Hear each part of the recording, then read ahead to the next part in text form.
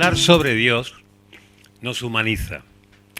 El problema es cuando unos y otros, llevados por sus fe, se enzarzan en guerras, a veces a muerte, sobre los nombres de Dios. Cuando Dios deja de ser el Dios de la paz para convertirse en un Dios de la muerte y de la guerra. Pero entonces, a este mismo Dios, la mayoría de las religiones le llaman cínicamente diablo, de cuya existencia, por experiencia, todos estamos seguros. La presunta demostración científica de Dios solo puede tener consecuencias desgraciadas, como las tuvo el anuncio de su muerte. Estas dos son las breverías finales del libro, el último libro que yo sepa, publicado por Federico Soriguer Escofet, que tiene uno de los mejores apellidos que se pueden tener en el mundo para fardar de algo. Y él tiene motivos para fardar, evidentemente, no solo por su labor como divulgador, como escritor, como opinador, como columnista, sino también como autor de numerosos libros. Él ya médico jubilado, no sé, eso en sí mismo ya nos lo explicará si es una condición ontológica, médico jubilado. Si uno deja de ser médico, si antes está mirando en el pulso de los demás y le está midiendo las transaminasas y deja de hacerlo, no sabemos cómo es, pero él lo explicará. Bueno, Federico es gabrense, pero lleva media vida, ya más de media vida en Málaga, y fue, como todos ustedes saben, el responsable del servicio de endocrinología en el Hospital de Carlos Haya.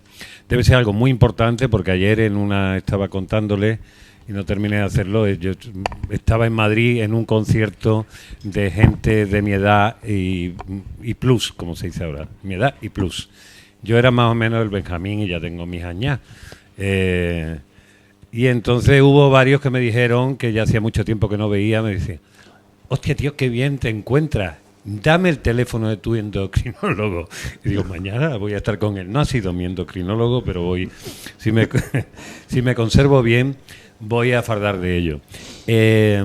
Federico nos trae hoy un libro del que van a hablar dos personas, porque hoy tenemos aquí una colección de títulos de inteligencia y que yo estoy un poco acojonado, digo la verdad, porque yo no terminé mi carrera y he sido toda mi vida un polizón en casi todo lo que he hecho, pero bueno, aquí estamos. Este libro de Federico se llama Catecismo para Incrédulos y es realmente un catecismo, con lo que significa un catecismo, una especie de prontuario lleno de reflexiones que él llama brevería, aforismos, y textos alrededor de los encuentros, coincidencias y sobre todo debates y enfrentamientos que han existido a lo largo de la historia entre fe y razón y también, como no, entre los representantes, la ciencia y la religión. Yo creo que es muy higiénico lo que él plantea, muy divertido, porque ya lo conocen ustedes más que yo. Muy divertido porque creo que él entiende cómo hacen las personas inteligentes, que la mejor manera de acercarse a cualquier fin último, a cualquier idea, es hacerlo desde el humor. El humor implica por lo menos una conciencia de nuestra falibilidad, se dice, sí, nuestra capacidad de fallar y encima un amor por las cosas. A lo largo de todo el libro, lo pueden ir leyendo como quieran, dando saltos. Él tiene varios capítulos donde va abordando algunos de los temas importantes que han existido en ese enfrentamiento entre fe y razón. Básicamente, no es hacer mucho spoiler, al final Federico termina diciendo: zapatero a tus zapatos, cada uno que se ocupe de lo suyo, que así bien estamos, intentando explicar cuál es esa pulsión que hace que los seres humanos inventen narrativas espirituales, le den sentido y después nos damos sentido a nosotros mismos. Y a la vez estén intentando explicar el universo. No sé cuál de los dos intentos es más loco, diríamos. Pero bueno, ambos forman parte de nuestra naturaleza y él lo deja aquí claro. Para presentar hoy a Federico hay dos amigos suyos, dos compañeros suyos. Sé que los dos, ella es académica por lo menos, Mercedes Sile es académica. Bueno, esto está también este acto en el tercer piso, que es como se llama esto, como se llama el proyecto que cultural que yo dirijo aquí para la librería Proteo. Mi nombre es Héctor Márquez, los que ustedes no lo sepan, y soy algo parecido a un periodista, o lo fui durante un tiempo y tal, pero vamos, básicamente una persona que lía cosas y que le gusta reunir a la gente en torno a temas, a motivos que tengan que ver con el pensamiento, con la creación, con las artes, pero sobre todo con la comunión. Bueno, pues ya está dicho eso. Mercedes Sile, aquí, probablemente no creo que no exagero, de este triunvirato magnífico, es la más insigne, eximia se decía antes, ¿no? Ella es catedrática de álgebra de la UMA y una enorme experta, tiene un currículum apabullante que yo lo tendría que leer, pero ustedes que sois compañeros académicos lo podéis hacer. Entonces eso nos va a quitar tiempo del debate mollar y no lo voy a hacer. Pero sí tiene una labor importantísima, aparte de la académica, de la investigadora y de haber sido guía de un montón de personas que han hecho tesis doctorales. Habla de cosas como álgebra y teoría de anillos o algo así, ¿no? No sé lo que son las teorías de anillos, pero después le voy a pedir a ver si es capaz de contármelo con una cerveza, porque hace también muchísima divulgación científica y eso le ha dado, intentando acercar las matemáticas a las personas corrientes, ¿no? Que somos nosotros todos. Ella va a ser uno de los que va a presentar a Federico. Y después Salva lo conozco, Salvador Moreno Peralta, es arquitecto, urbanista, es el presentador por antonomasia, y todo el mundo quiere que Salva le presente. Bueno, yo le voy a decir que me firme un papelito para que cuando Salva ya se arte, que siempre lo dice pero acaba presentando, está bien. Pues me dé a mí una posibilidad de tener algo para mi vejez, porque yo cotizo muy poco. Estas son las cosas. Bueno, el arquitecto urbanista por definición aquí en esta ciudad y la persona que más ha sido capaz de articular debates públicos en esta ciudad, que muy poco da a debatir a cosas que para mí son menos importantes que el sexo de los ángeles. Es si debe girar por aquí esta cofradía o esta otra. No, Salvador ha intentado que se hable de urbanismo, de arquitectura en Málaga. Bueno, pues sí, lo ha hecho muchas veces y se ha convertido en un referente. Él además es uno de los autores del Plan General de Ordenación Urbana de Málaga, del Plan Especial de Rehabilitación de Trinidad Perchel, y también autor de algunos algunos edificios bastante importantes, tanto en la universidad. ¿La de Derecho era tuya? La de Derecho era suya. Y tiene ahora cosas en la costa, pero no me acuerdo. Esto lo miren ustedes. Pues nada más, yo me voy a callar, le voy a dejar la palabra, creo yo, que corresponde primero a Mercedes. Y ya cuando se presenten ellos y hable Federico, pues ya ustedes al final, si quieren, pueden hacer preguntas, porque esto es como un concilio de Trento, justo antes de que salgan los tronos, que estamos aquí. Yo quiero pensar que esto es una forma de resistencia intelectual, o por lo menos de ejercicio estimulante, ¿no? Cuando hay gente que cree que de Dios no se habla, que esas cosas... No, se habla de todo. Si no lo hemos inventado todos nosotros. Bueno, muchísimas gracias y Mercedes, tu turno.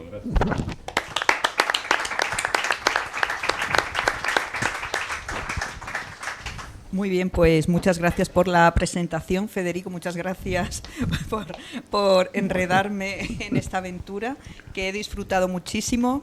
Bueno, es una aventura en la que habla un aparentemente no creyente, pero a Dios lo menciona 736 veces. No tiene fe, pero fe aparece 266 veces. Matemática. Bueno, hay un listado más que no voy a, para no cansaros. Si tuviera que hacer un resumen de tu libro, pues yo diría que es un creer sin fe y un dudar sin miedo. Y además que es una guía con aroma de religiosidad para tiempos inciertos. La verdad que es un libro que me ha gustado. ¿Qué podemos decir de Federico? Ya lo conocéis como Héctor ha mencionado anteriormente. Él, sobre todo, me insiste mucho en decir que él es médico, que da lo mismo lo demás, pero él es médico. Entonces, de ser médico no se jubila uno jamás. De hecho, tú no te has jubilado de médico. Entonces, bueno, es médico, es científico, es una persona que tiene una mirada profundamente humanista. Su enfoque es más de conversación íntima y reflexión personal que de teólogo o de filósofo, pero también hay teología y también hay filosofía. El tono del libro mezcla ironía, ternura, pensamiento crítico y sobre todo una gran cultura literaria. ¿Qué es este libro? Bueno, pues desde luego no es un catecismo tradicional, ni tampoco es un manual de religión, no es un ensayo científico ni filosófico, es eso, un catecismo para incrédulos. Es una recopilación de reflexiones sobre la fe, la religión, el ateísmo, la duda, la espiritualidad, pero sobre todo sobre la condición humana. La tesis central, yo creo, del libro es que se puede no creer en Dios, pero desde luego no se puede no tener fe. La fe como necesidad humana, más allá de lo religioso, pues es una fe en el amor, en la ciencia, en el arte, en la justicia, en los proyectos colectivos. Y luego la religión y la espiritualidad son formas de dar sentido y de combatir la soledad existencial. Es la defensa de la duda lo que podemos encontrar en este libro, del escepticismo sincero y, desde luego, de una incredulidad sumamente lúcida. Es un estilo, pues, es un estilo peculiar, todo hay que decirlo, porque son breves capítulos, son como pequeños sermones laicos, tiene mucho diálogo cultural, cita a Unamuno, Machado, Almodóvar, Flaubert, Borges, Hannah Arendt, etc.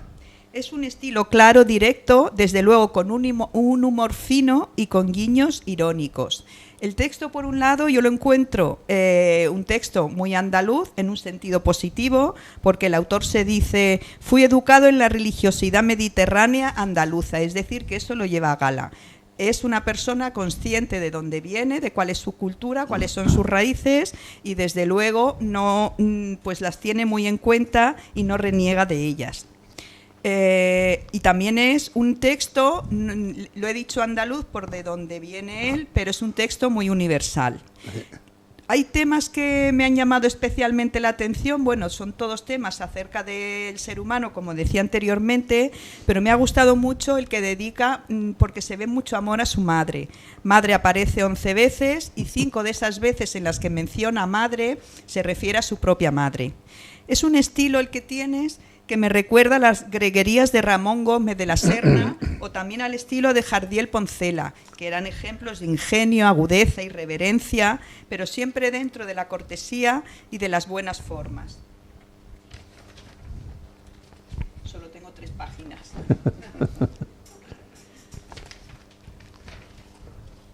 No es desbordado su estilo, tampoco es teatral, y bien podría haber una sentencia en su libro que dijera: usted tiene ojos de atea fatal, parafraseando la obra de Usted tiene ojos de mujer fatal de Poncela. Algunas de las ideas clave que he señalado pues son las siguientes. En la página 14, por ejemplo, pues la idea es que la fe es inevitablemente humana y dice: se puede no creer en Dios, pero no se puede no tener fe, frase que ya he mencionado anteriormente. En la página 14 dice que la fe no es necesariamente religiosa y dice: la fe, la esperanza y la caridad son virtudes naturales antes que teologales. También dice que Dios no es demostrable, ya lo ha mencionado Héctor, y en la página 17 dice: la fe lleva implícita la creencia firme en algo que no se puede demostrar su existencia, pues si se pudiera demostrar ya no sería necesario tener fe. ¿Hay algo más real que esto que dices? Después también habla de que religión y espiritualidad no son lo mismo.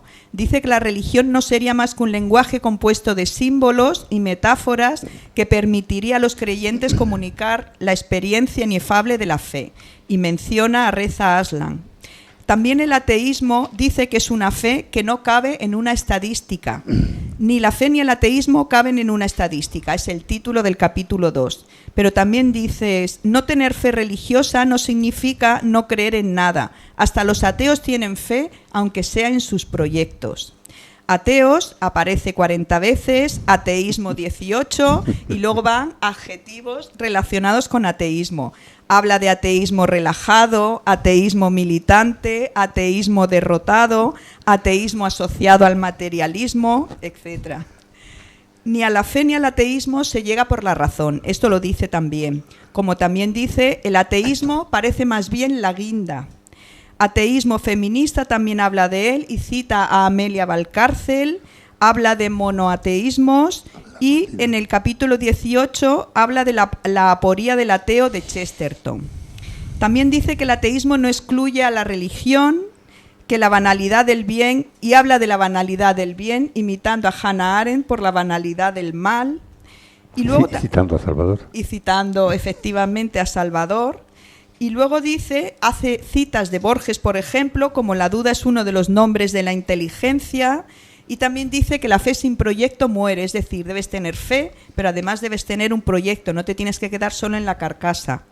Dice, la fe sin obras es fe muerta, no hay proyecto sin fe, ni fe sin proyecto.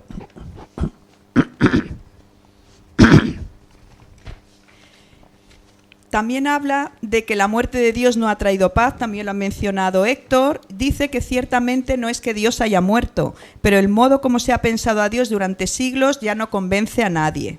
También dice que las religiones no han desaparecido, sino que se han transformado. Y habla de que habíamos expulsado por la puerta algunas religiones incompatibles con la democracia y se nos han colado por la ventana las políticas de identidad. Aquí me ha parecido ver un guiño al último de la fila, a su álbum Cuando la pobreza entra por la puerta, el amor sale por la ventana. Así que te he pillado. Bueno, dice que no se puede tabular la fe, porque no se puede clasificar a las personas por su fe o actitud ante el hecho religioso, y que no hay dos maneras iguales de vivir la fe. No hay dos maneras iguales de vivir la fe, la increencia o la religiosidad. Y vuelve a la religiosidad andaluza, que dice que tiene un valor único. Esto me gusta mucho, no es renunciar de tus raíces, ni renunciar, digamos, de donde has bebido, de las fuentes que te han hecho lo que hoy eres. Dice que una semana esperada donde los misterios gozosos desplazan a los dolorosos y donde el único Dios es destronado por miles de dioses menores que llenan de sentido una forma sensual y distinta de espiritualidad que aquí, frente al empacho fideísta centroeuropeo y protestante, llamaremos espiritualidad a la mediterránea. También dice que lo sagrado puede ser sensual también. En lo que acabo de comentar, pues también está incluido esto. También dice que no todos los que creen lo hacen con profundidad. Esto es el triunfo de la religión sobre la fe, es decir, que la fe es realmente lo importante. Y dice que nacemos crédulos, pero no creyentes, que se nos hace creyentes gracias a nuestra credulidad. Y finalmente, pues solamente voy a mencionar que dice que la fe como regalo es sospechosa. Así que pues tus dotes de científico están ahí. Dice que la fe como elegido y no como elección es una fe de poca calidad. El regalo hace esclavos, decía Nietzsche. Así que muchas gracias, Federico, por haberme invitado a leer tu libro y a disfrutar de él y a estar hoy aquí contigo. Mercedes, muchas gracias.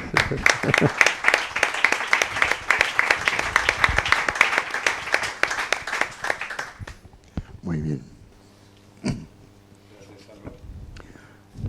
Sí, mientras Salva carraspea y se acomoda la glotis, yo voy a hacer un minuto publicitario y recordar que están en una librería, que los libros están a la venta, y que Federico después va a hacer una firma, va a poner todo lo mejor de su caligrafía. Creo que se ha traído la Mont Blanc de su padre hoy para firmar, así que no se olviden que vivimos de los libros, que la cultura está muy bien, pero tenemos que comer. Ya está, se acabó la pausa publicitaria. Salva. Bueno, muchas gracias.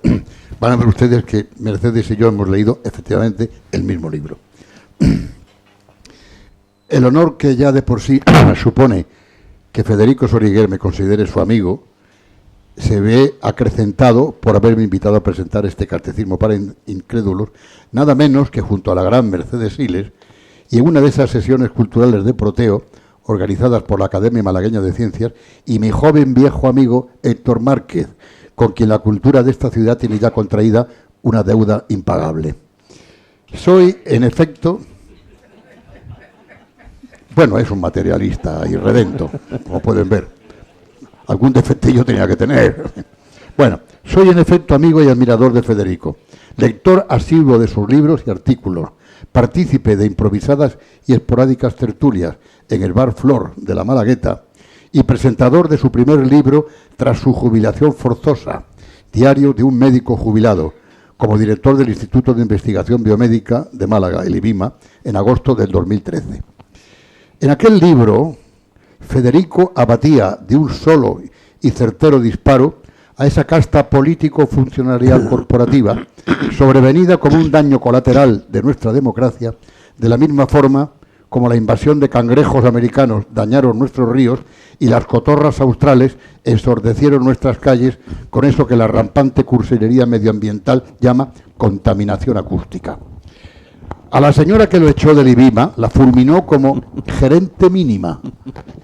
Y así, con un calibre moral mínimo que relega esta especie a un merecido olvido, pero con un perjuicio social máximo que le mantiene en el presente, en nuestro país, y con la carga adicional de un peso muerto, todos los días amanece, que no es poco. Pero sobre todo porque además muchos de esos días amanecen jubilosamente con un nuevo libro de Federico o uno de sus artículos con los que, abordando los temas más delicados y profundos de la condición humana en estos tiempos de aparentes mutaciones, dignifica y serena ese altercado permanente que hoy llamamos opinión pública. Y porque no hay mal que por bien no venga, como dijo un militar de alta graduación en trance histórico. Porque en efecto, esa señora mínima, prescindiendo de Federico, acabó haciendo un gran favor a la ciencia y al pensamiento español de nuestros tiempos, pues desde entonces Federico no ha parado de enriquecer nuestro panorama cultural con sus reflexiones sobre los temas más candentes de la convulsa sociedad de nuestros días, que requieren de unas facultades interpretativas sólo abordables desde una gran altura intelectual y moral como la suya. A este país nuestro, tan artista, tan imaginativo y pinturero, siempre se le ha echado en falta su descuido de la ciencia como el otro pilar básico de la cultura. Pero hemos venido a hablar del libro de Federico, Catecismos para incrédulos, y les aseguro que hace mucho tiempo que no leía un libro tan atractivo, intenso y profundo como este florilegio de pensamientos sobre las cuestiones trascendentales de la vida, como un breviario de Baltasar Gracián o las desgarraduras de un Émile Cioran, pero al tiempo con la agudeza y el humor de unas greguerías de Gómez de la Serna. Unas greguerías profanas, podríamos decir. Una delicia de la sabiduría, de inteligencia, de buena literatura y de algo que a veces, y por culpa de una agarrotada pedantería, Héctor, olvidamos decir en las presentaciones para no ser tildados de prosaicos. Y es que si los libros se escriben para leerlos, no hay que olvidar que también hay que comprarlos. Efectivamente. Y por eso lo primero que hay que decir es que este libro se lee con una enorme facilidad, transmitiendo en volandas pensamientos profundos de una manera pedagógica, clara, luminosa, divertida y estimulante, porque no hay nada más agradecido que te hagan parecer más inteligente por el respeto con el que te hablan. Aquí Federico no se luce en las tesis que propone, sino en las respuestas que suscita. De este libro salimos exultantes, porque durante el tiempo que ha durado su lectura has tenido una intensa sesión en la cámara hiperbárica de la inteligencia. Y eso, como digo, se agradece mucho en una etapa de nuestro presente en la que te están tomando por idiota a todas las horas del día y desde todos los estratos de la vida pública. Estas 800 y pico máximas, mal contadas, tú las has contado mejor, ideas, reflexiones, pensamientos o breverías no están escritas, dice Federico, ni en orden ni en concierto. Es como una conversación amigable con el lector, una conversación de buen conversador. No llevará orden, pero sí concierto, como una agradable tertulia de sobremesa entre amigos en la que el interlocutor, que es el lector, está siempre presente, porque el autor utiliza una técnica muy hábil, la técnica del desdoblamiento, como si mantuviera una conversación consigo mismo, pero ese consigo mismo es el lector. El libro es como la grabación o recopilación de una tertulia con 20 sesiones o capítulos, en 20 sobremesas agradabilísimas, en las que cuando parece que la tensión dialéctica comienza a caer, Federico pide otra ronda de despedida y la conversación suele acabar en puntos suspensivos. Hasta la próxima, porque una buena tertulia no debe tener más fin que la hora del cierre del local decidida por el dueño del establecimiento. Una buena tertulia no debe llegar a conclusiones cerradas, ni debe degenerar en monólogos. En estas tertulias, aunque no estén planteadas como diálogos a la manera platónica, Federico hace que se sienta la voz de los tertulianos, porque todos los temas que abordan conciernen a lo más esencial de nuestra condición humana y al papel que desempeñamos en un mundo en el que las contingencias le siguen ganando la batalla a las certidumbres. El jardín de dudas volteriano cada vez se hace más frondoso a medida que la ciencia descubre más cosas. Las dudas no razonables, sobre todo las relativas a nuestra existencia, siguen ahí como si nada. Podemos decir así que hay tertulia para rato. La duda no razonable marca el territorio propio de la fe. La duda razonable marca el territorio de la esperanza. Y estas dos, junto con la caridad, anidan en el ser humano como parte inherente a su naturaleza. De ahí que, como dice Federico, Federico opine que son virtudes naturales, más que teologales. Como tal virtud teologal, la fe y la esperanza se confunden a veces.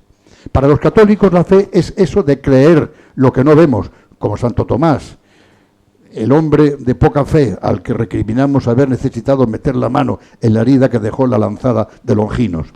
Pero la verdadera fe, por las mismas razones, es una idea opuesta a la esperanza, porque la esperanza comporta la posibilidad de esperar lo posible, y la fe es creer en la posibilidad de lo indemostrable. Pero visto de otra manera, la esperanza es hija directa de la fe. No tiene sentido la fe, emanada irracionalmente de las arcanas profundidades del espíritu, si no fuera la condición o la posibilidad misma de que hay esperanza. Y como esto es un galimatías, les pongo un ejemplo y perdonen el prosaísmo del mismo. Perdónenme la vulgaridad y, como digo, el sacrilegio. Pero la esperanza de que el Real Madrid remonte en el Bernabéu el 3-0 de la ida es una cosa que tiene más que ver con la fe que con la lógica terrenal. Podríamos decir que en todos los capítulos Federico nos pone a pensar atrapándonos desde sus primeras líneas, con un constante ir y venir desde lo natural a lo teologal, desde lo desvelado a lo oculto, de lo trascendente a lo inmanente, de la razón al misterio, de lo sagrado a lo profano, del más allá a esto, o sea, el más acá. Federico nos hace ver que a lo sumo podríamos transitar por el más allá como podría hacerlo un ciego, cuyo conocimiento de ese ignoto territorio le viniera del tacto vicario del bastón blanco, pero nada más. Realmente llevamos una eternidad recorriendo estos caminos paralelos, el real y el trascendente, y la ciencia, que no ha dejado de hurgar en las entrañas de lo desconocido, con unas herramientas cognitivas cada vez más incisivas y con atributos verdaderamente humanos. Ahí está la IA esta, ¿no? ChatGPT, ¿no? No se da por vencida y quiere seguir intentando cruzar al lado inaccesible.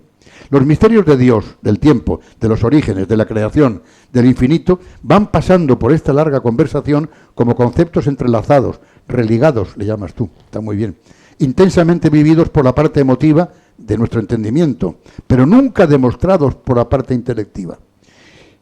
Nada más real e imperativo que las preguntas sobre nuestra existencia y nada más imposible que encontrar sus respuestas desde la razón, por incisivo que sea su bisturí. La presencia de las ausencias nutre nuestra cultura, nuestra moral, condiciona nuestro pensamiento y comportamiento con la misma contundencia que la demostración de un teorema matemático. Aquello que no comprendemos por la vía intelectiva, ni probablemente comprenderemos nunca, tiene la misma fuerza que lo fenomenológico en la conformación de lo que somos. Eso lo satirizaba con brocha gorda Woody Allen cuando decía que las grandes preguntas de la humanidad eran ¿qué somos?, ¿de dónde venimos y qué hay para cenar esta noche? Federico iba aquí más fino, y sin declararse ni agnóstico, ni ateo, ni católico practicante, ni animista, ni creacionista, ni nada por el estilo, se confiesa abiertamente mediterráneo, o al menos simpatizante, que es una forma de religiosidad, como dice Mercedes, politeísta, sin herir sensibilidades ni molestar demasiado. Una forma de religiosidad amable, primigenia, primordial, matriarcal, más marianista que cristológica, cofrade, externa, abierta, teatral, barroca, comunal y festiva. Todo eso. Una religión que aflora de los sentimientos abiertos en canal, que es la única forma de conocimiento por la que el ser humano puede aprehender o convivir con lo trascendente. Ya antes, en algunos de los capítulos, tertulias, le hemos llamado, iniciales, había dejado caer cómo la excesiva concentración de divinidad en los monoteísmos suelen ser hipóstasis de un poder al que le cuesta muy poco deslizarse de lo religioso a lo político, con consecuencias en la historia que, como sabemos, a veces han sido terribles, como todas las guerras de religión, por ejemplo, que no han parado. El monoteísmo, por su propia esencia, tiende a establecer un pensamiento único, una exclusión, un dentro-fuera, una relación dicotómica entre lo uno o lo otro, un pensamiento dual, excluyente. Los diosecillos del politeísmo eran más alegres y asequibles, pues al tener solo el poder fraccionado propio de la especialidad a la que representaban, resultaban más próximos a nosotros, a nuestras grandezas, pero sobre todo a nuestras debilidades, como si el hecho de que tuvieran ellos que congeniar y llevarse bien en el Olimpo tuviera su trasunto en la necesidad de congeniar y llevarnos bien nosotros en la tierra. Pero claro, aquí quien realmente chupa plano en este libro, dicho sea con perdón, y como se dice en el argot de telecomunicación visual, es Dios y sus atributos de eternidad e infinitud. El Dios único y verdadero de las religiones del libro, el Dios tronante y distante del Antiguo Testamento, síntesis de todo lo que, por desconocido, se sublima en mito y depositario del temor reverencial que exige los mismos sacrificios rituales en lugares muy apartados de la geografía del planeta, sin conexión histórica entre ellos, como el animismo mexica o el catolicismo de los españoles, en ese grandioso encuentro que debieron tener en Tlatelolco los sacerdotes de Moctezuma y los franciscanos de Cortés, constatando las similitudes entre Abraham y Huitzilopochtli o entre Quetzalcóatl y el ángel. Ese Dios al que se llega por la emoción, el miedo, la necesidad y la duda, pero no por la razón. Es ese Dios que habla por sus silencios. El silencio de Dios se convierte así en fuente de toda discusión, de su afirmación o de su negación, porque entonces la razón de su existencia se traslada a la absoluta intimidad del corazón humano. Y es desde ahí donde el hombre tiene que apañárselas para arrostrar en solitario su creencia o su descreimiento, su religiosidad o su ateísmo. Todo esto no lo digo yo, lo dice él, que conste. Arduo compromiso. Por eso Dios, al no hablarnos directamente, se decidió que lo hiciera a través de los hombres. Y como dice Federico, lo importante no es la existencia real de Dios, en última instancia indemostrable, sino las razones por las que los hombres lo vienen imaginando desde el comienzo de la revolución cognitiva. Y ahí entra la religión, como una hermenéutica de los silencios de Dios. Y por eso la importancia de los sacerdotes en su papel de funcionarios del espíritu, árbitros del dogma, de la moral, de la ley y sobre todo dominadores de las conciencias. Porque la fe es individual, pero la religión es colectiva. Es una ley, una norma de convivencia, pero también de poder. En la fe no hay leyes, porque no hay una ley que concierna a una sola persona, a uno mismo, sino es puesto en relación con la colectividad. Robinson Crusoe, como dices muy bien, es una ficción literaria. Y por eso Federico afirma que con todo el sentido de que Dios no importa tanto su existencia como la religión desde la que se pronuncia su nombre. Una de las frases grandiosas, digamos, de las muchas que este libro tiene. Podríamos hablar largo y tendido de las 1000 sugerencias que suscita cada capítulo, o tertulia, como la estamos llamando. Del humor, tiene razón, una vez más, Mercedes, que Federico practica sistemáticamente, como el gran disolvente del dogmatismo monolítico. De la risa impía, como la de aquel Jorge de Burgos del Nombre de la Rosa de Humberto Eco. Si el antónimo de lo religioso es lo profano, el enemigo de lo religioso es el humor. Hoy te puedes reír de la religión cristiana, que es la única que no ataca ahora, al menos ahora. Pues Dios hizo al hombre en un giro magistral, y sabe de qué va esto. Pero no te puedes reír del Islam, por ejemplo, ni de esa otra forma de holocausto civil que es la religión woke. Podríamos hablar largo y tendido de un tema que Federico aborda con extraordinaria lucidez, como las relaciones de la ciencia con lo trascendente, Dice Federico, la ciencia ha rellenado en los últimos siglos muchos de los silencios de Dios y hay razones para pensar que así seguirá siendo en el futuro. Pero mucha gente sigue creyendo en Dios, como si nada de esto hubiera ocurrido. Afortunadamente para los humanos, creyentes o no, la ignorancia es tan infinita como el empeño en solucionarla. Era la voz de Federico. O dicho en términos que Mercedes Siles domina, y con su permiso, el conocimiento científico como una... dificilísimo. Como una expresión de la curiosidad humana, como derivada que tiende hacia el infinito, que es el silencio de Dios. Seguiremos ocupando cada vez más un trozo de ese silencio, pero como en el cálculo infinitesimal, cada vez estaremos más cerca de ocuparlo. Sí, pero sin darnos cuenta de que ese silencio es el infinito. O como el tiempo de Borges, un río que me arrebata, pero yo soy el río. Un tigre que me destroza, pero yo soy el tigre. Y un fuego que me consume, pero yo soy el fuego. Y termino, de verdad. Estos escarceos por lo inefable, por la eternidad, por la muerte y por la broma de mal gusto que supone lanzarte al mundo sin tu permiso, pero inoculando en tu alma deseos que no vas a poder satisfacer en la plenitud de sus exigencias, lo que le llevó a William Blake a hacer el terrible comentario de que para eso preferible era ahogar un niño en su cuna. Al final, lo que el ser humano necesita es consuelo. Pero como diría Federico, en la línea de Michel Ignatieff, para entender el consuelo es necesario empezar por abordar los momentos en que es imposible. Y al final del libro, Federico, como Ignatieff y tantos pensadores, se abona la tesis de que la fe religiosa no había reparado en la fuente de consuelo más importante de todas, que el sentido de la vida no se encuentra en la promesa de un paraíso ni en el dominio de los apetitos, sino en el vivir plenamente cada día. El consuelo no es otra cosa que aferrarse al amor por la vida, tal y como es, aquí y ahora. Por ejemplo, y seguir más lejos, aprovechando la lectura de este magnífico libro y disfrutar de la compañía de tantos amigos congregados en la mágica atmósfera de esta librería, que forma parte del paisaje anímico y sentimental de los malagueños. Muchas gracias, Federico, y enhorabuena.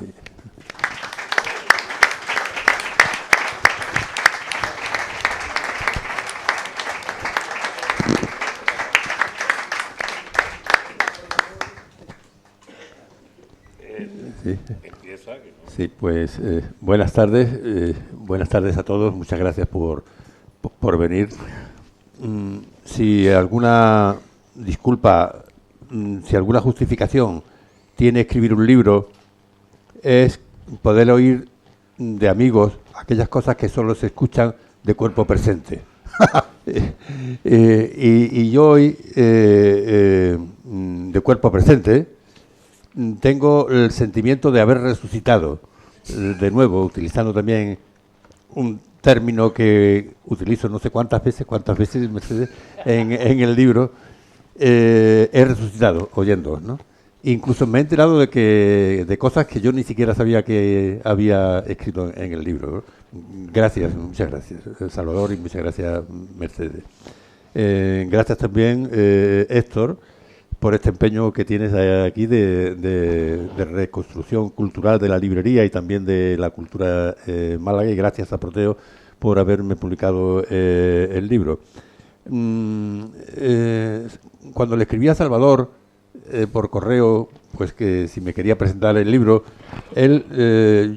algo debéis decir, que le haría alguna broma tosca o torpe, como a veces le hago, y él me contesta literalmente en el correo: cuando alguna vez te haya dicho a tu disposición, no has debido interpretarlo como una expresión castrense, tan bizarra como vacía. Quería decir exactamente a tu disposición. O sea que cuenta conmigo. Bueno, Salvador está citado al final del libro como el que a mí me trajo la idea de la banalidad del mal, ¿no?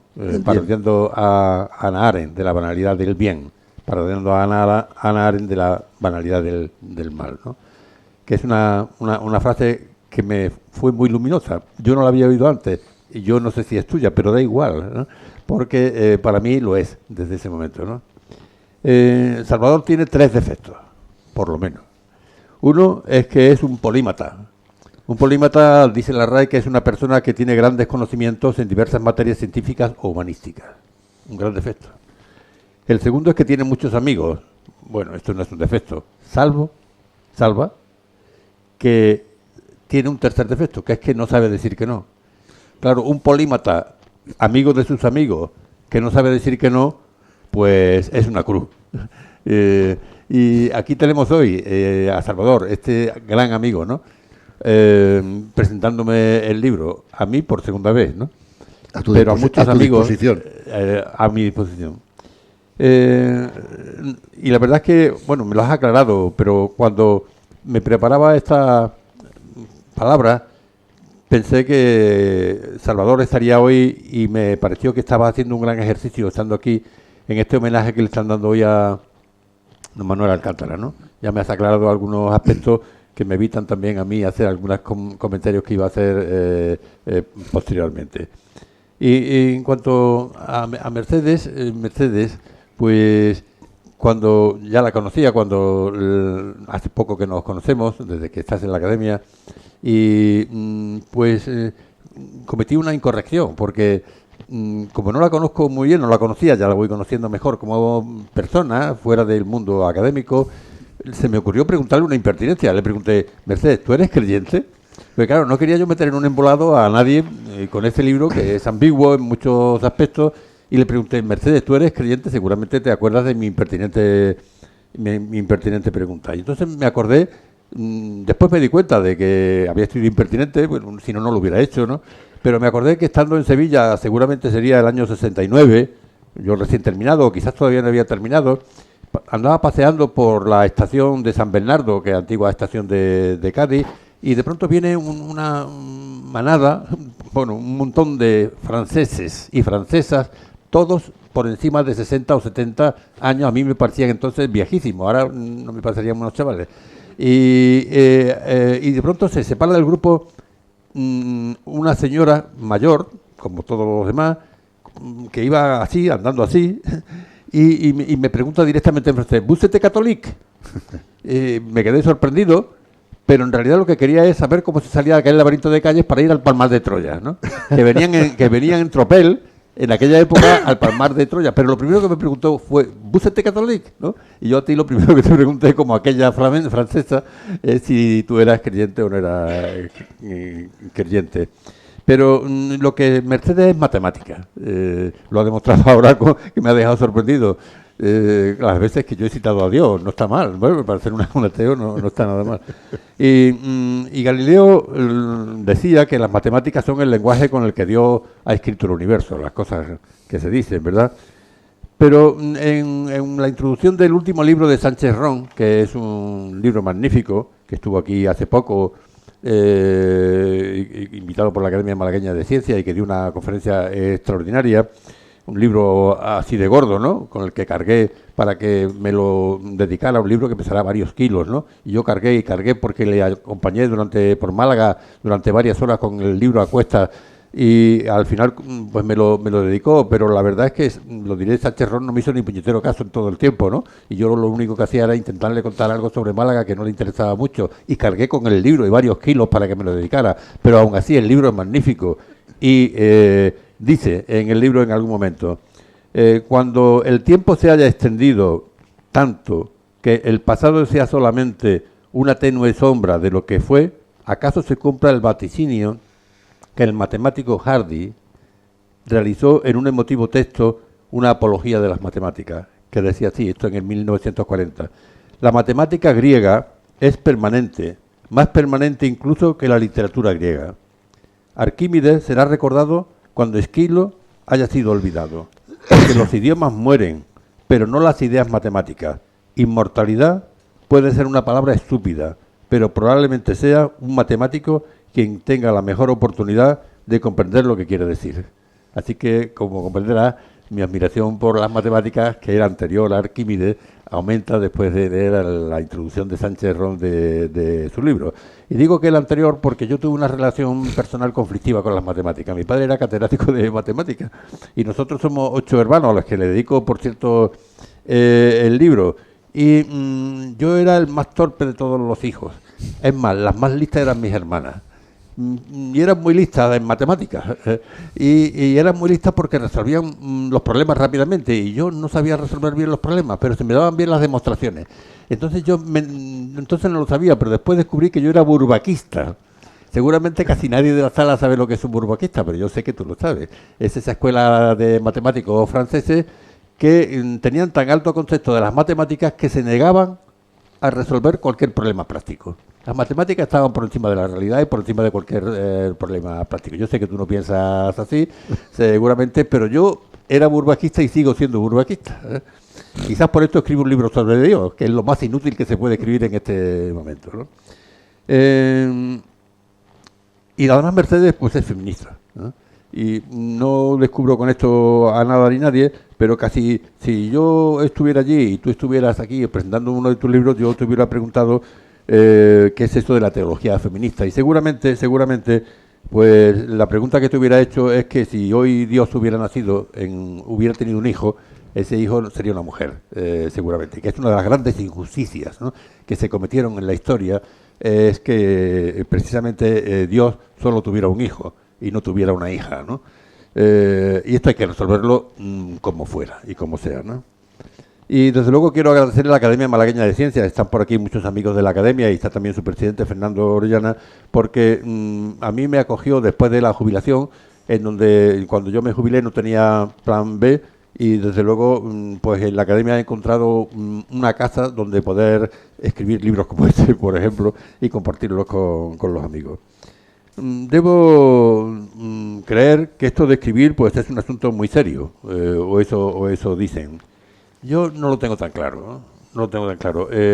No puede ser una cosa tan seria. El otro día veía en la televisión un programa de Évole que entrevistaba a Tangana, este rapero, que ahora parece que es un rapero ilustrado, y decía, ante una pregunta de Évole, decía: siempre he sentido la necesidad de dejar mi huella en el mundo, decía el rapero, ¿no?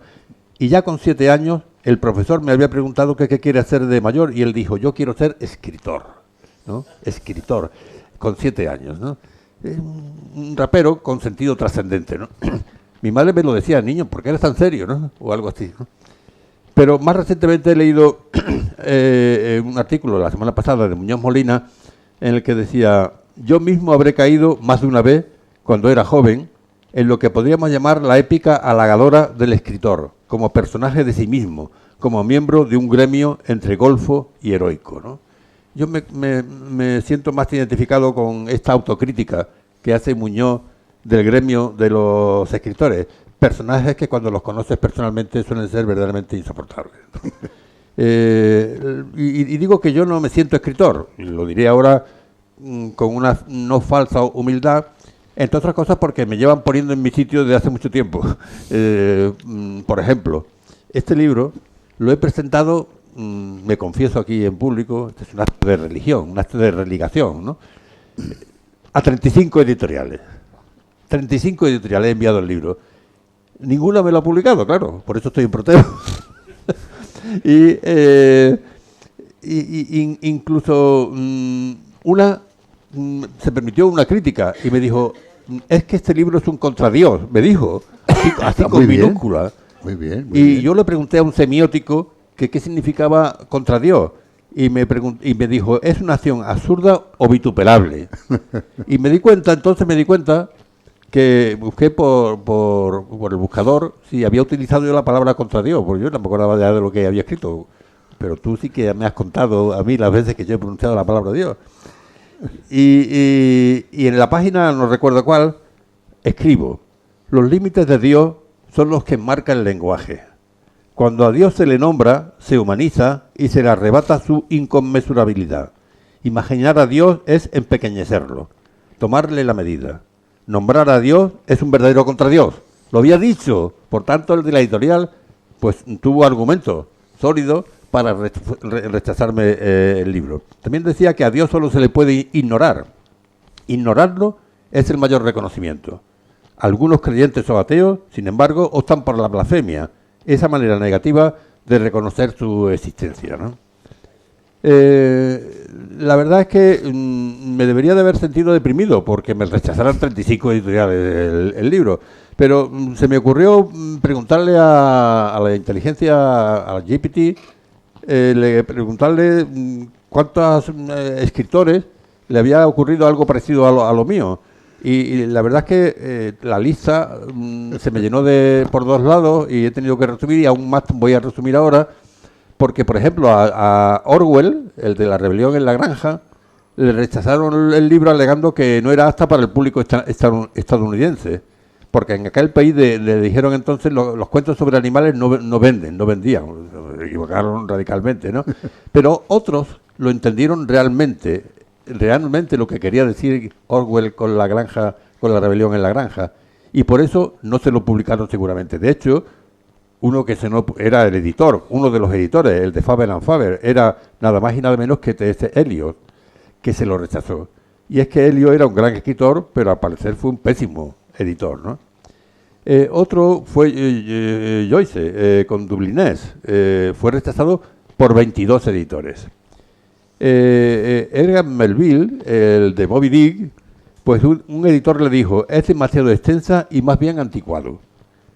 Y por si fuera poco, cuando lo publicó no tuvo éxito ninguno, lo cual le produjo una grave depresión, ¿no? Rowling, la famosa escritora de Harry Potter,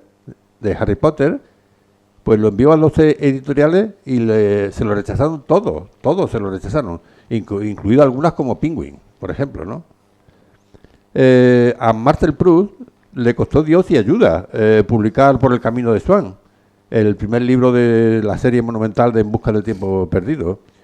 A Samuel Beckett sufrió 42 rechazos para su primera novela.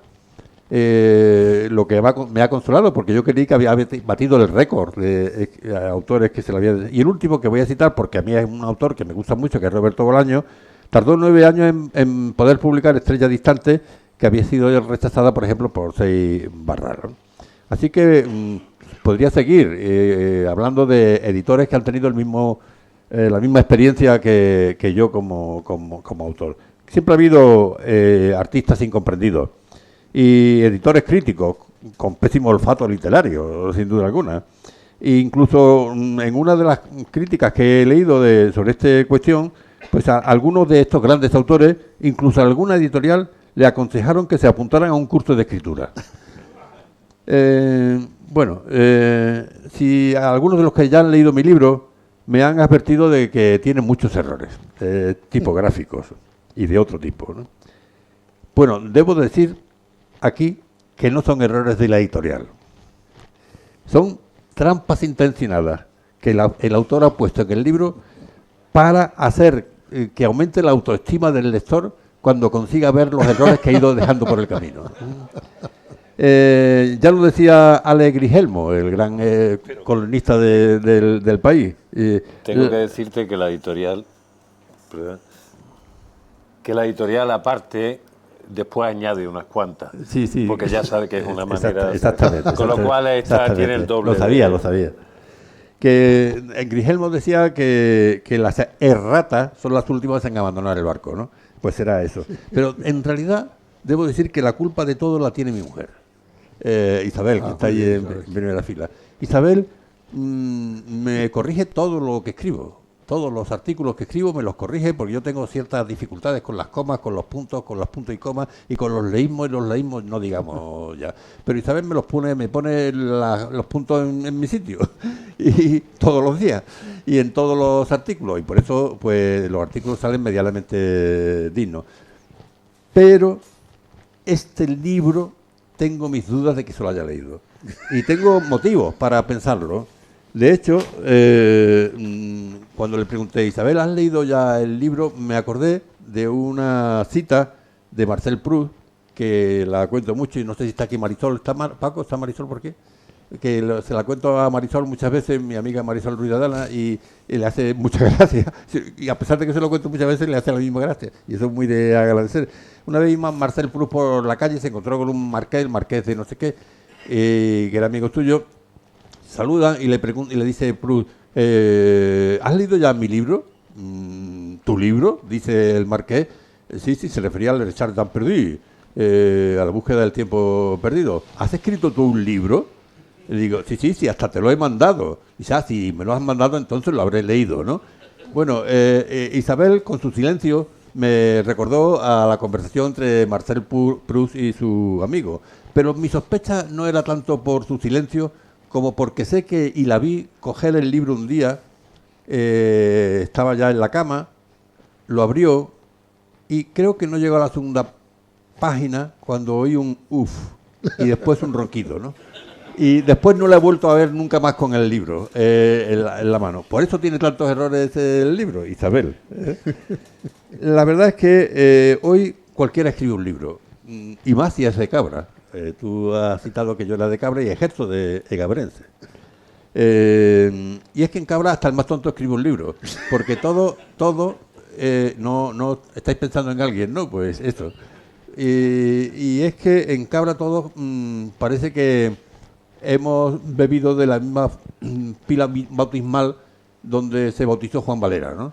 Pero existe esa creencia, ya sabéis que los pueblos tienen mitos que son capaces de comportar y modificar y justificar sus costumbres, incluso sus malas costumbres, como es, por ejemplo, la mala costumbre de que en Cabra cualquier tonto escribe un libro, ¿no? Y luego las cosas que pasan cuando uno comparte con sus amigos sus propias aventuras, ¿no? Tuve la osadía de mandarle a mi amigo Rogelio Velasco, Alonso está por ahí, que somos amigos comunes, que fue consejero de Economía de la Junta de Andalucía, un gran economista y un gran humanista. Le mandé el borrador, pues con la esperanza de que se lo leyera o que me hiciera el elogio que uno necesita para seguir adelante, y me contesta literalmente, ¿no? Hola, querido Federico, intento leer más de lo que tengo acumulado. Sin leer, que es infinito, que tengo acumulado sin leer, que es infinito. Pero veo que no puedo. El tema me retrotrae a discusiones y lecturas de hace 40 años. Leí entonces a Taylor de Chardin y a otros. Como para mí, que soy ateo, es un tema completamente superado, dejó de interesarme. Espero que la próxima vez que nos veamos hablemos de Dios y de la religión. Si bostezo, sabrás disculparme, pues ya estás avisado.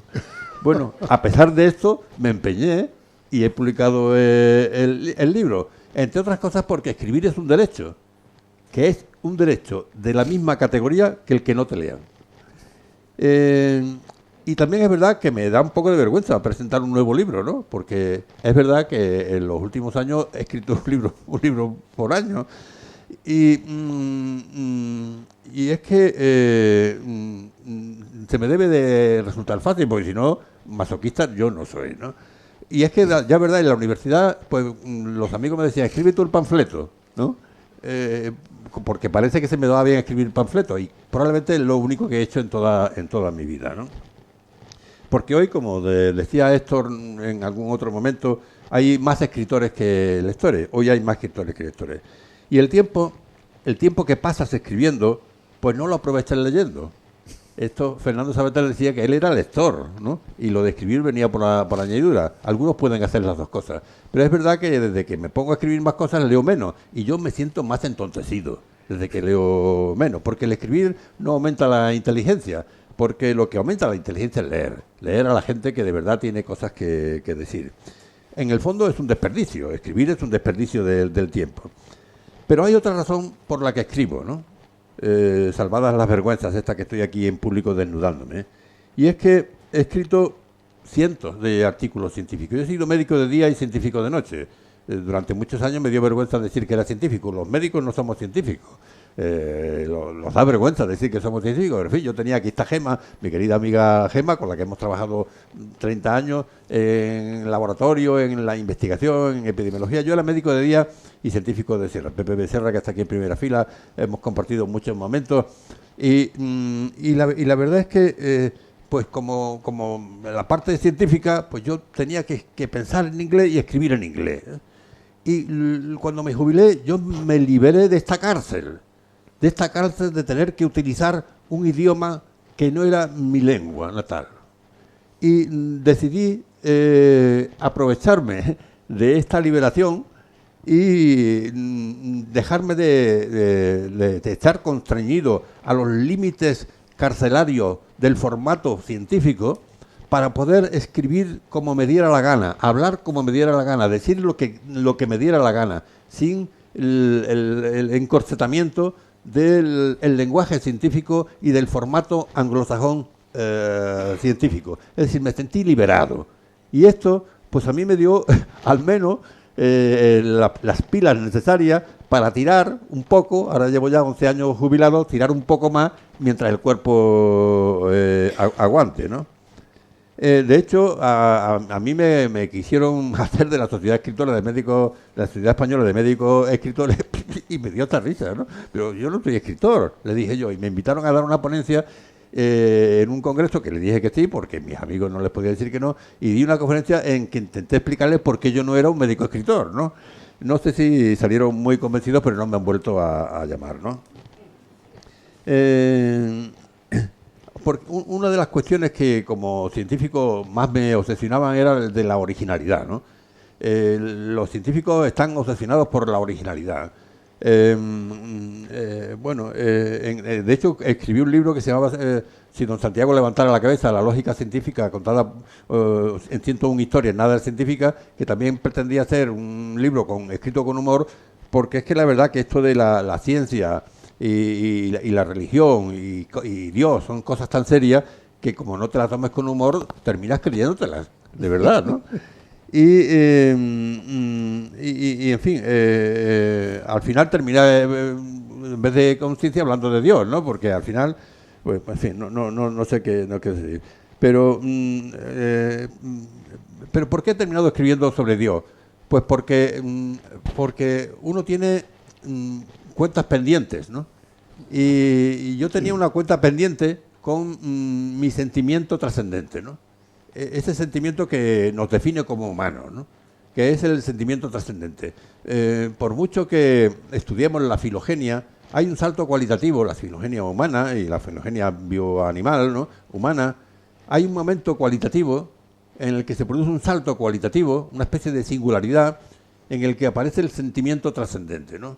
Y este sentimiento que nos hace humanos. Y este sentimiento trascendente en algunos momentos de tu vida puede ser un poco agobiante, ¿no? Porque al final resulta que ese sentimiento trascendente te lleva a carecer de respuestas. Y se puede vivir sin respuestas. Bueno, el hecho de que se puede vivir sin respuestas es que estamos todos aquí y poca gente se suicida.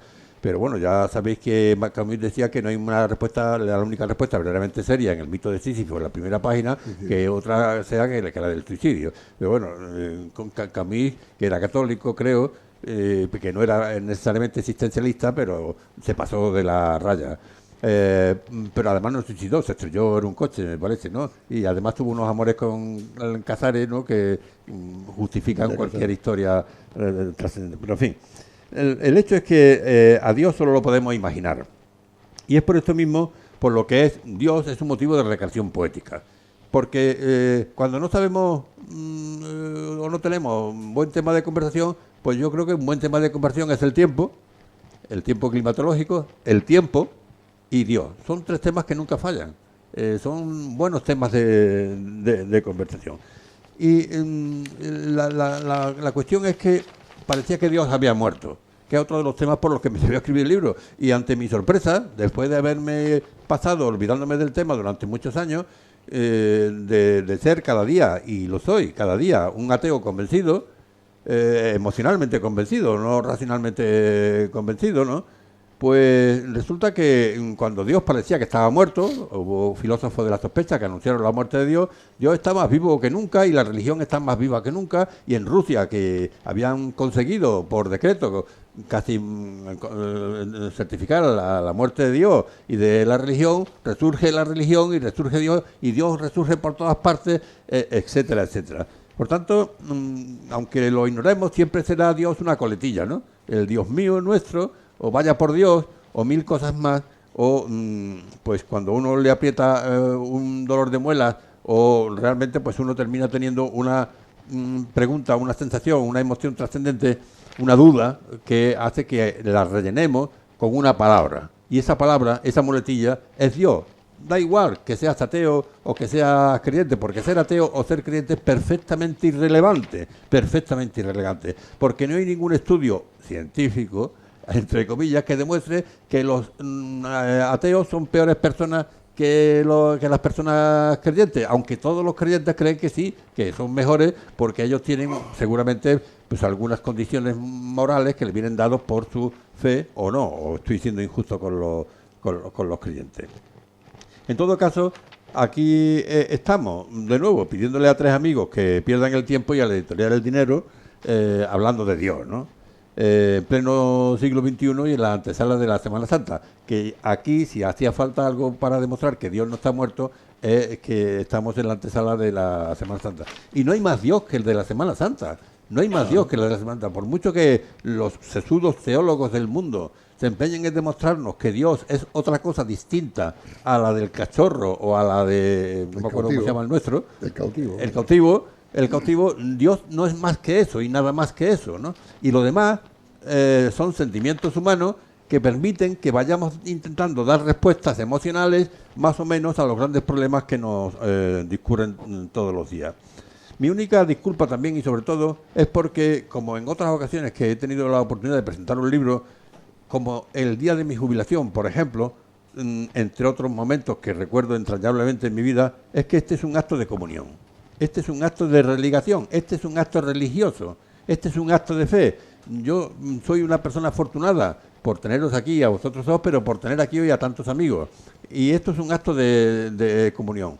Es muy importante que nos comuniquemos, que hablemos, que nos veamos las caras, Ninguna inteligencia artificial podrá nunca sustituir a esta comunión y esta comunicación, a este acto de religación, a este acto religioso que aquí hoy estamos celebrando de la mano del oficiante Héctor Márquez, ¿no? Y desde luego, para ir terminando, como bien habéis observado, pues el libro tiene un hilo conductor, y es que la idea de que la fe, la esperanza y la caridad son virtudes naturales antes que teologales. Lo habéis dicho los dos y es exactamente lo que yo he querido desarrollar a lo largo del libro. Y la segunda, que también lo habéis visto muy bien y yo me satisface que sea esa la idea matriz que habéis percibido en el libro, que se puede ser ateo o se puede ser incrédulo, pero que lo que no se puede ser es increyente o no creer en nada, que todos los seres humanos creemos. Y que seguramente a lo largo de la filogenia yo he aprendido más, no lo llamaré teología, pero sí algunas cuestiones relacionadas que siempre las ha estudiado la teología. He aprendido más sobre la moral básica, discurriendo bajo la curva de Gauss, Mercedes, discurriendo bajo la frecuencia relativa de la curva de Gauss, que en todos los grandes libros de teología que después han sido, y he aprendido más de mis amigos paleontólogos y de las lecturas de la filogenia humana, en donde con Damasio y con otros se puede descubrir y rastrear las bases morales filogenéticas, las bases filogenéticas de la moral.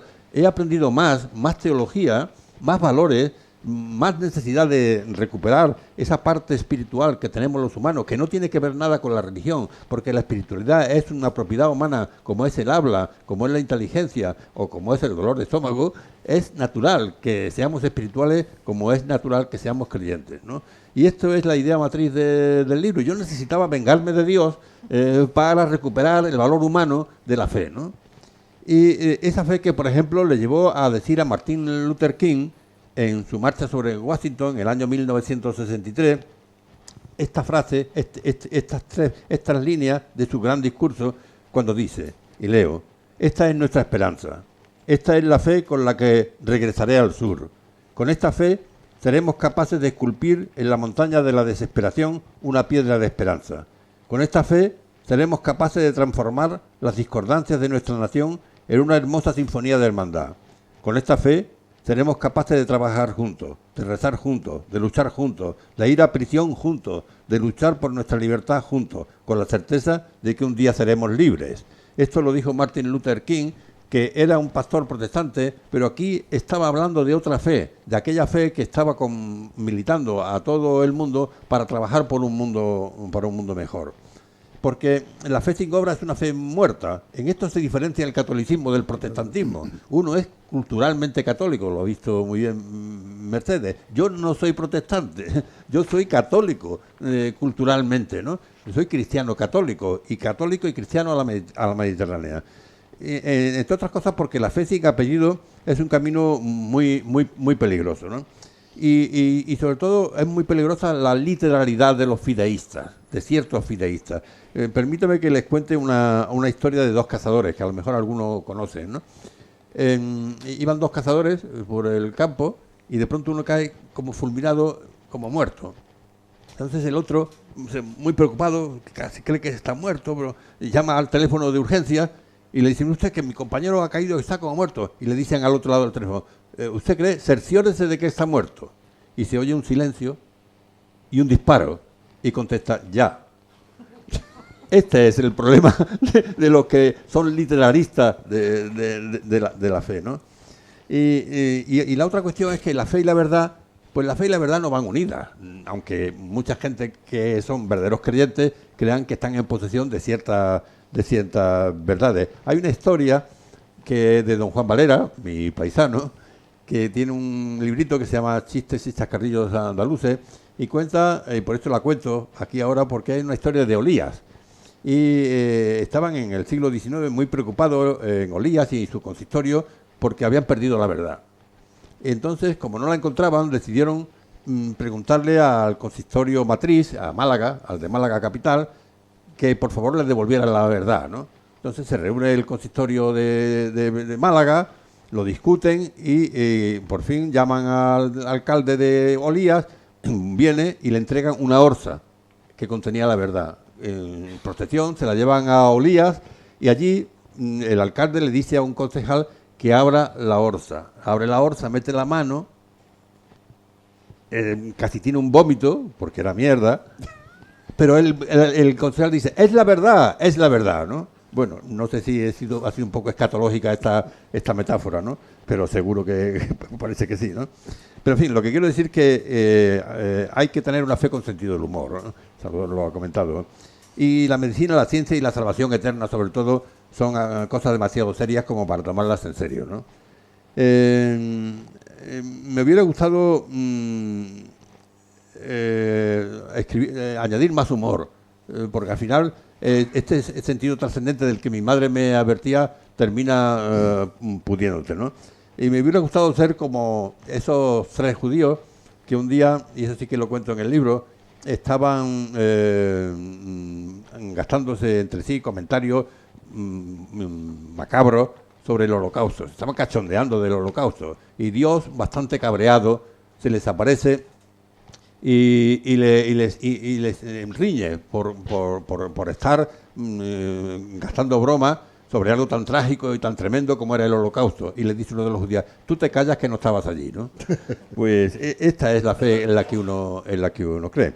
Y en fin, y decir para terminar que ya lo hemos comentado y lo habéis comentado, que no se puede vivir sin fe, y este libro, que está escrito por un incrédulo, no pretende demostrar lo contrario. Y muchas gracias a todos por vuestra atención.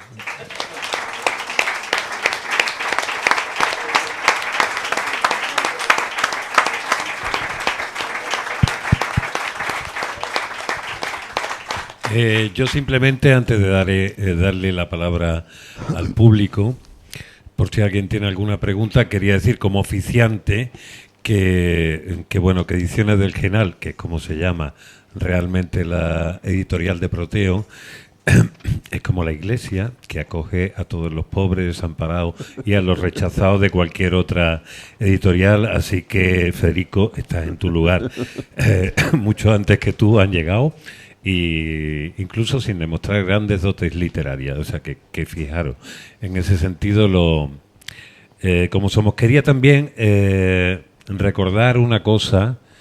Esta semana, coincidiendo con que la semana previa es la Semana de Pasión, O sea, es que no sé muy bien cómo se llama. Sé que la siguiente es la Santa y esta es la de Pasión, ¿no? Bien, bueno, pues en esta semana de Pasión, a mí que particularmente siempre me ha interesado los debates trascendentes, para no llegar quizá a ningún lugar, y con los años he descubierto que, como él bien dice, es uno de los mejores ejercicios emocionales e intelectuales que se pueden hacer.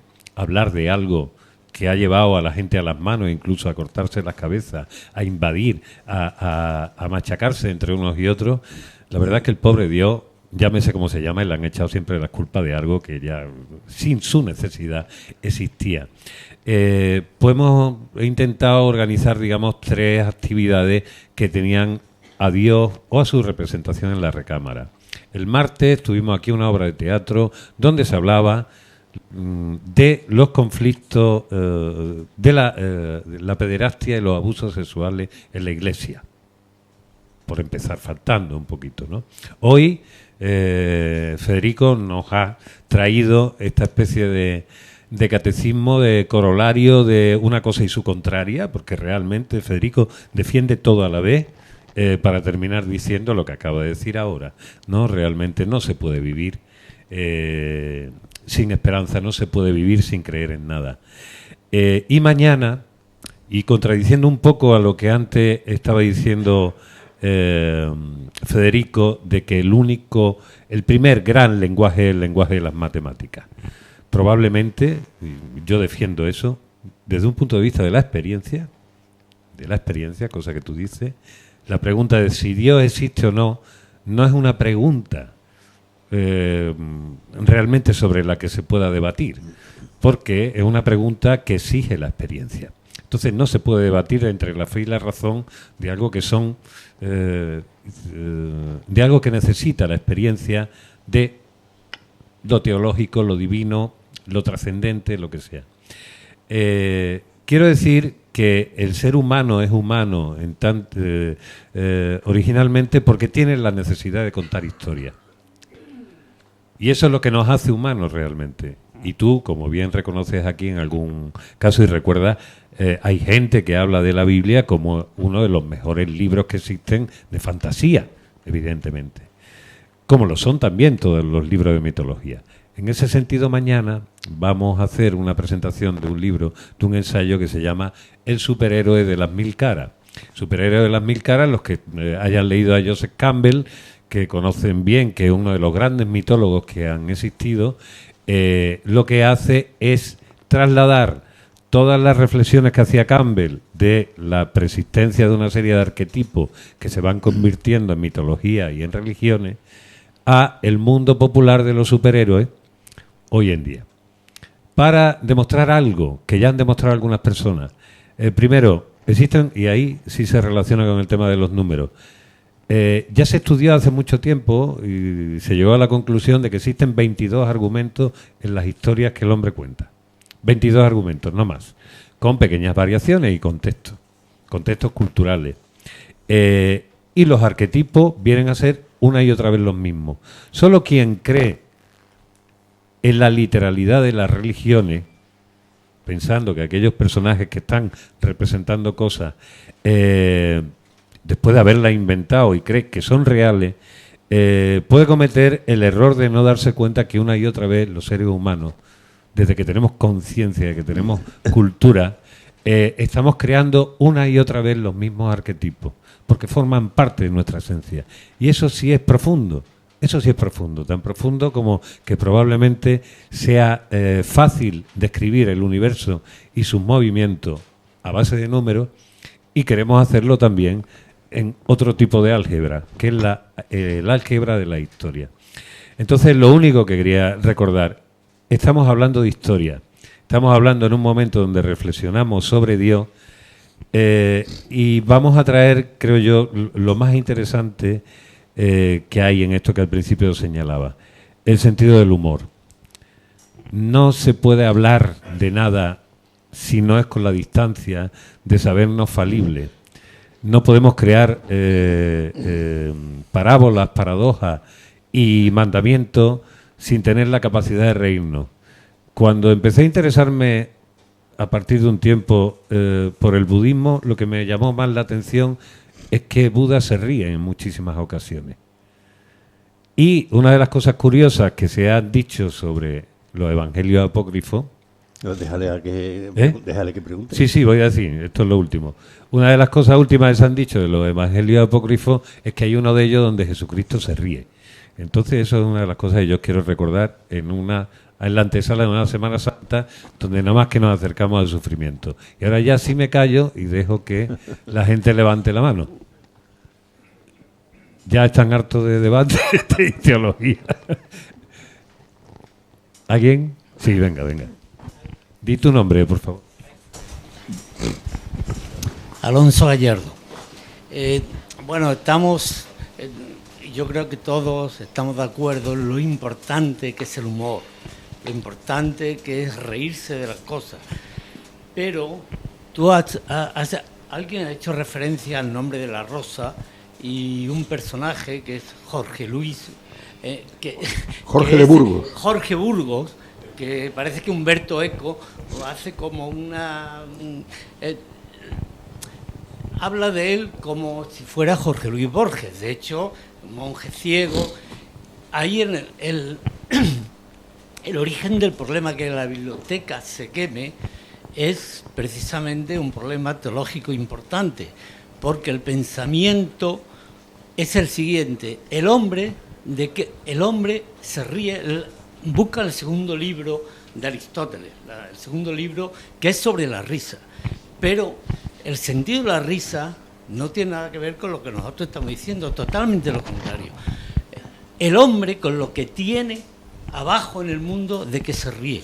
La risa, según Jorge Burgos, o según Jorge Luis Borges, es una ofensa a Dios siempre, porque se ríe. ¿De qué se ríe? De la creación. El hombre realmente, ¿de qué se ríe? De sí mismo tendría sentido, pero reírse de lo de fuera es reírse de la creación de Dios, de lo que Dios ha hecho. Bueno, ¿qué opináis de esto? A mí me parece, de un punto de vista intelectual, brillante, seguramente nada más, ¿no? Pues si me lo preguntas a mí, no tengo ni idea. El libro, todo lo que yo digo en el libro lo he copiado de alguien. En todo caso, cuando se eleva demasiado la tensión intelectual, yo me siento abrumado, ¿no? Especialmente porque en la sala hay personas a las que admiro y de las que he aprendido mucho, como son el profesor Diegues, que es catedrático de Lógica y Filosofía de la Ciencia, que es mi joven maestro, o el profesor Núñez de Castro, que está, creo que al final de la sala, que es una persona a la que admiro y que es catedrático de la Universidad de Bioquímica, y que es un finísimo y jesuítico teólogo, ¿no? Delante de ellos ya me abstendría yo de cualquier excursión que vaya más allá de los comentarios, casi todos ellos referenciados, porque son ideas de otros, ¿no? En cuanto al humor, el humor es que es un signo de la inteligencia, nada más, ¿no? Y que cuando las religiones dejan de tener sentido del humor, se convierten en religiones peligrosas.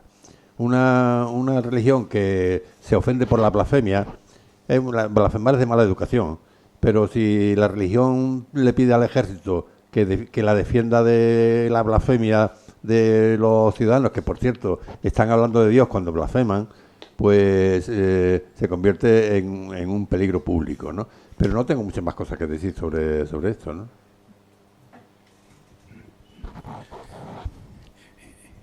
Yo soy, seguro que me conocéis, algunos otros no, los que no me conocéis, soy Salva, soy un cura que compartió en el Hospital Civil de capellán, después también en el materno infantil, y me he movido por todo el complejo sanitario, quizá un poco por la manera de un Dios encarnado, no un Dios que está en las nubes, sino un Dios que se encarna, que me parece que es la gran aportación de Jesucristo. como la gran aportación que cada una de las personas hacemos cuando concretamos en me enamoro de Isabel y empiezo una carrera, Federico Isabel, que está llamada a crecer. Mi gratitud, si queréis un poquillo, por el tiempo que llevo participando en estos encuentros, lo importante que es la humildad de estar abierto a aprender. Me he recordado de mi padre, que en el frente de Peñarroya, una mañana se escuchó un bocinazo. Unos con Dios y otros sin Dios, tenemos una lía que no nos entiende ni Dios. Entonces creo que el reto de los seres humanos, los científicos, los religiosos, es ir dando las mejores respuestas para que en el mundo vivamos fraternalmente, quitemos tanta miseria como hay, matándose unos a otros y unos viviendo a costa de otros. Sería un poquillo mi reflexión y mi preocupación, porque lo mismo que está el amor verdadero, está el amor falso. Lo mismo que está la religión que debe ser verdadera, está la religión falsa que pasea por nuestras calles y que roba el corazón de muchas personas y los intereses económicos de mucha gente. Muchas gracias, Salvador. ¿Alguien más? ¿Quiere opinar? ¿Alguien más? ¿Sí? ¿No? Dios te deja sin palabras muchas veces, lo que sucede. ¿Quería, Salva? No, a ver, al hilo de la última intervención, que muy interesante, ¿no? A ver, yo creo que esto es un poco más simple, muy complejo todo, pero tenemos la obligación de entenderlo de una manera más simple. En este tránsito por la vida, yo creo que vamos de una manera probablemente imposible, o no, por dos caminos paralelos. Uno es el camino de la razón y otro es el camino del sentimiento. Uno es el camino del corazón y otro es el camino de la inteligencia. Uno es el camino de lo tangible, de lo que conocemos, y otro es el camino de lo que no conocemos intelectualmente, pero sí emotivamente. ¿Y por qué tenemos que interferirlos? ¿Por qué ese intento sistemático por parte de la ciencia de meterse en el otro camino? ¿Por qué no? ¿Por qué no nos dejamos en paz? Es decir, dejémonos que nuestra razón vaya por un lado y que nuestro sentimiento vaya por el otro, porque es desde el sentimiento donde podremos conocer por esa vía lo que desde la razón sería imposible. Es decir, estamos intentando por todos los medios en este momento con la ciencia, comerle el terreno a todo lo que desconocemos de ese otro camino y como cuentas tú mucho mejor que lo que yo lo puedo estar haciendo ahora, a medida que vamos robándole terreno a lo ignoto de ese otro camino, que cada vez nos estamos dando cuenta de que nos falta mucho más por saber. Tan difícil es seguir cada uno por nuestro camino. Es decir, somos naturaleza, historia, somos física y espíritu, por decirlo de alguna manera. ¿Por qué tenemos que confrontarlos? ¿Por qué tenemos que interferir? Generalmente cuando un camino ha interferido en el otro, cuando el camino, digamos, del sentimiento, cuando el camino del espíritu, vamos a decirlo así, interfiere en el otro, acaban ocurriendo cosas muy estrambóticas, como por ejemplo apareciendo Dios en los billetes de $1 en Estados Unidos. Claro, y eso es una auténtica idiotez. Claro, es que eso es lo que ocurre. Yo creo que, ¿por qué no? ¿Por qué hemos tenido que sistemáticamente de irrumpir de alguna manera en el otro camino desde uno de ellos? ¿Por qué el camino, digamos, del intelecto tiene que estar continuamente arañando y buscando en el camino, digamos, de la intuición, el camino del espíritu, el camino del alma? Y perdonar que utilice estas palabras probablemente sin mucha exactitud, sin mucha precisión, pero yo creo que más o menos podemos intuir por dónde vamos. ¿Y por qué desde el alma nos hemos metido en el camino de lo otro? ¿Por qué, digamos, Dicho de otra manera, ¿por qué la religión se ha metido, por ejemplo, en el camino de lo cotidiano, de los intereses normales, de la ciudad, en definitiva? ¿Por qué no dejamos que los dos caminos vayan tranquilamente por su cuenta? Cuando ha habido, ya te digo, esa interferencia, es cuando hemos tenido siempre los problemas. Hemos tenido las guerras de religión, por ejemplo.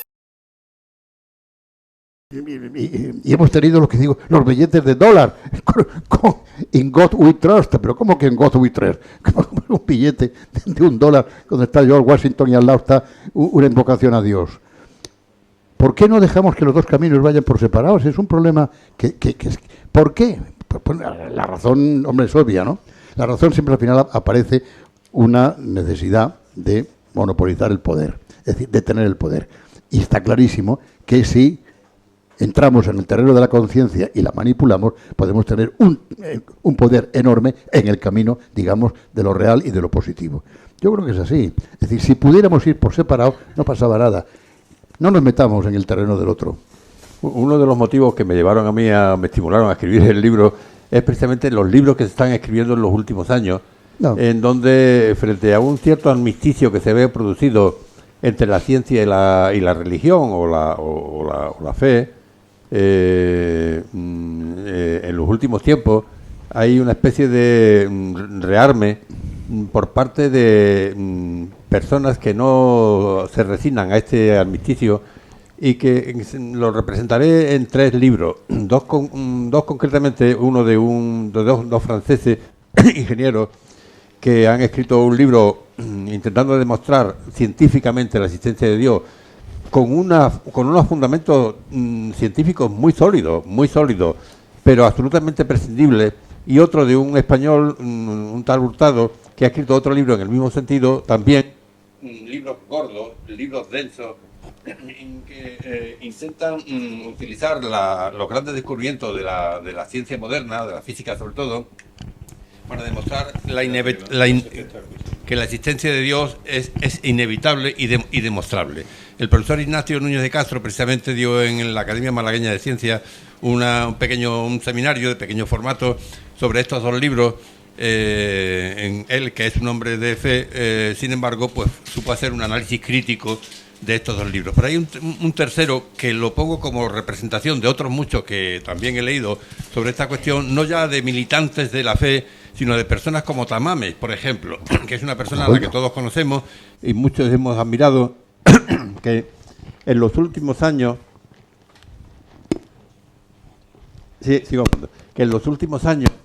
pues no sé si es que siempre fue así, pero ha debido tener grandes cambios, ya lo demostró con su esperpento. Pero el penúltimo libro que escribió era, no lo recuerdo el título, era por la ciencia hacia Dios o algo así. Bueno, el libro era una revisión exhaustiva de los grandes avances de la ciencia actual, tanto de la biología como de la física y otras disciplinas, pero en la última parte del libro se refugia en una religiosidad argumental de capillita, y sobre todo utilizando ya argumentos del creacionismo más rancio, y utilizando el principio antrópico como un principio científico. Y esto lo hace Tamames, pero hay otros muchos como Tamames, y sobre todo en el mundo anglosajón, que están volviendo a una militancia fideísta contra lo que ha sido la razón laica, por así decirlo. Yo creo que no hay que contestarle a esto, y de hecho mi libro no es una respuesta a esto en absoluto, pero de alguna manera ese armisticio que tú crees que es necesario y que parecía posible, yo creo que no lo es, porque de alguna forma los seres humanos necesitamos de vez en cuando pues enfrascarnos en asuntos que van mucho más allá de nuestras posibilidades, ¿no? Y esto es así porque los seres humanos somos animales potencialmente psicóticos. De hecho, cuando el primer ser humano metafóricamente se mira en las aguas tranquilas del lago y se reconoce a sí mismo en el espejo, que es la metáfora lacaniana del reconocimiento del yo, ¿no? Ese reconocimiento significa un salirse de sí. de alguna forma, para reconocerse a sí mismo, tiene que salirse de sí. Y salirte de sí es la primera y máxima definición de la locura, ¿verdad, Modesto? De alguna forma, los seres humanos somos animales potencialmente psicóticos, capaces de destruirnos a nosotros mismos y de plantearnos sobre todo retos para los que nunca seremos capaces de solucionar. Y una vez que hemos llegado al precipicio, verdaderamente asustados, nos volvemos a refugiar en el misticismo de siempre, otros se vuelven a refugiar en el Dios de toda la vida, y algunos creemos que todavía tenemos arreglo con un mundo un poquito más racional y con ayuda de la ciencia. Pero esta es la historia del ser humano, ¿no? Pero por ejemplo, una persona cuyo hijo se va a morir porque tiene un cáncer incurable. Y sin embargo le hacen un trasplante de médula y el hijo se salva. El hijo se ha salvado sencillamente porque,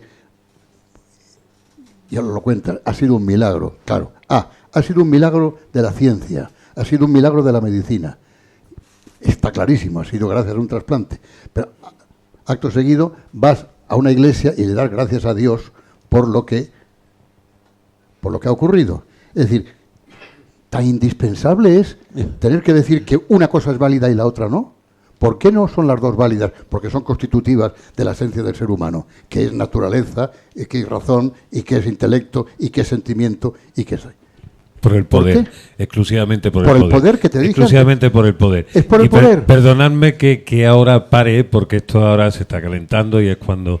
Pero son ya más de las 8:30, es cuando la gente que tiene aquí un trabajo que le pagan por hora, pues tiene que cerrar. Y ahora vais a hacer todo el caminito para que él os dé la extremunción o la bendición y os firme el libro a cada uno. Así que yo os voy a pedir, por favor, simplemente que le deis un fortísimo aplauso a Salvador, a Mercedes y a nuestro profeta de hoy, Federico Soriguel, que sigas escribiendo. Gracias, Federico, gracias.